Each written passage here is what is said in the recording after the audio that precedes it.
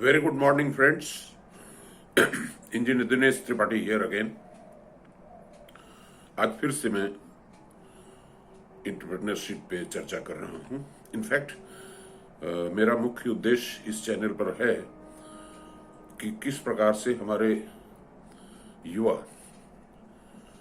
सब के सब किसी काम में लग जाएं, सबको रोजगार मिल जाए 100%। इनफैक्ट मेरा जो उद्देश्य है और जो जुनून है वो इस बात को लेकर के है कि अगले 5 सालों में मैं अपने देश से बेरोजगारी शब्द ही मिटा दूं। बेरोजगारी शब्द कहीं दिखे ही ना। जो हमारे नेता, हमारे मीडिया के लोग और बच्चों में भी ये शब्द फैल रहा है, इस शब्द का नाम ही मिट जाए, सिर्फ और सिर्फ रोजगार शब्द ही बचे। तो हालांकि मेरा जो मिशन है, एक हमारे मित्र हैं वो एक स्टूडियो बना रहे हैं, इस मिशन में वो भी भागीदार होंगे और हम लोग ऐसे ऐसे उत्पाद लेकर के आएंगे जो कि गांव की झोपड़ियों में बन सके। और इसमें हमारे स्वर्गीय गुरु स्वामी दक्षिणामूर्ति का भी विचार रहेगा और इस चैनल पे वो भी छाए रहेंगे, क्योंकि जो भी हो रहा है ये उसमें उन्हीं की प्रेरणा है और उन्हीं का दिया हुआ ज्ञान है।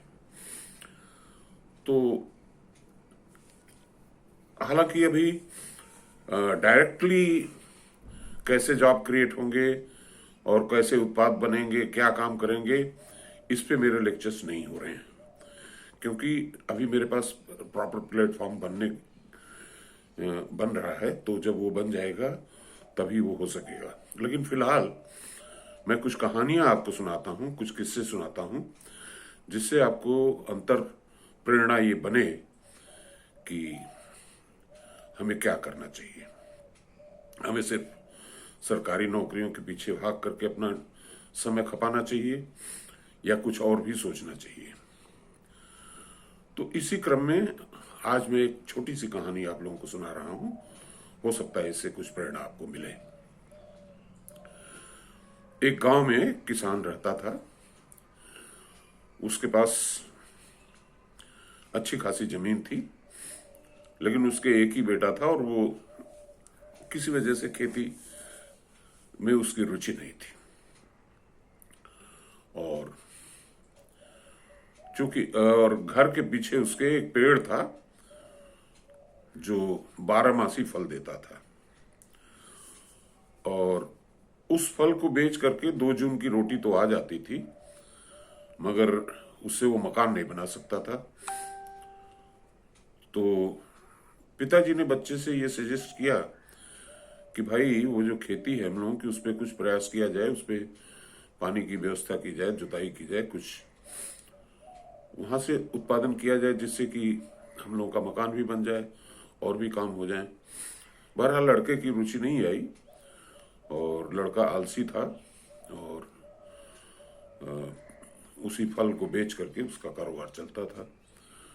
तो पिताजी ने एक दिन सोचा, जब काफी उम्र हो गई, तो उन्होंने सोचा कि इसको अगर मैं छोड़ के चला जाऊं तो शायद इसकी बुद्धि बदले, चूंकि मेरा सहारा ये महसूस करता है।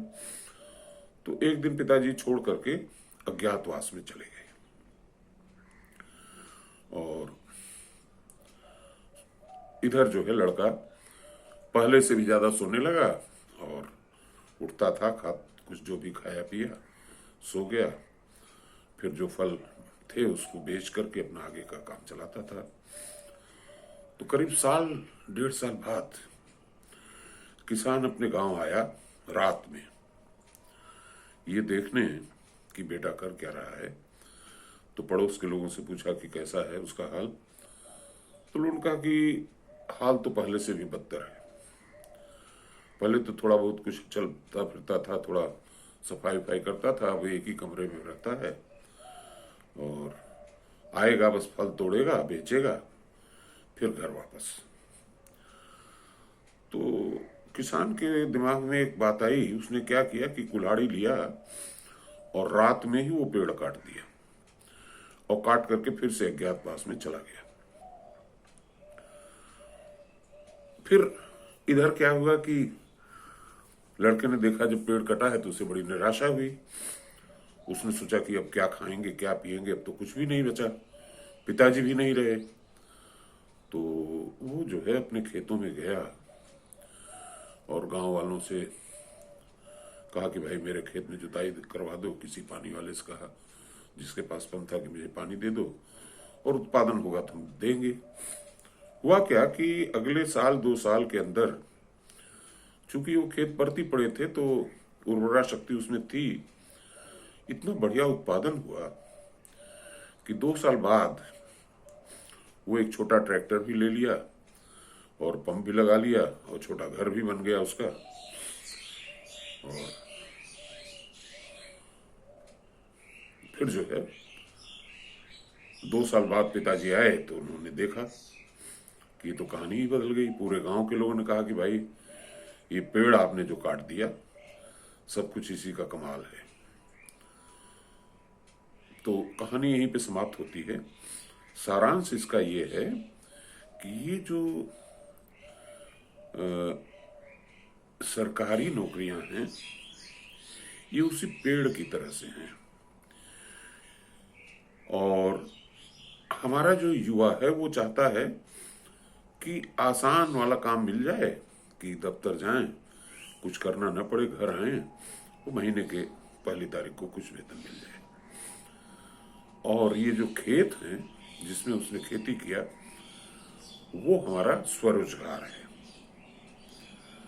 या बिजनेस है या इंडस्ट्री है। निश्चित तौर पे उसने खेती किया होगा तो कुछ लोगों को एम्प्लॉयमेंट भी दिया होगा। तो ये कहानी का सारांश ये है कि आज के इस दौर में पूरे विश्व में सरकारी नौकरियां लगभग समाप्त हो रही हैं, क्योंकि ये कॉन्सेप्ट जो कंप्यूटर्स और ये सारी चीजें आ गई हैं तो इसमें बाबूगिरी, चपरासीगिरी, रनरगिरी ये सब कुछ नहीं है।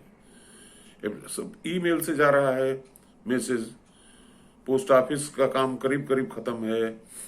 तो उसी तरह से आप देखिए कि पहले सरकारी दफ्तरों में रनर होते थे, चपरासी होते थे, तो इनकी भी जरूरत नहीं है। बाबू की स्थिति देख लीजिए कि सारा filing, everything can be done on your computer. तो इसलिए जो चीज समाप्त हो रही है, इस नए दौर में नई सोच के साथ निकलने की जरूरत है। धन्यवाद।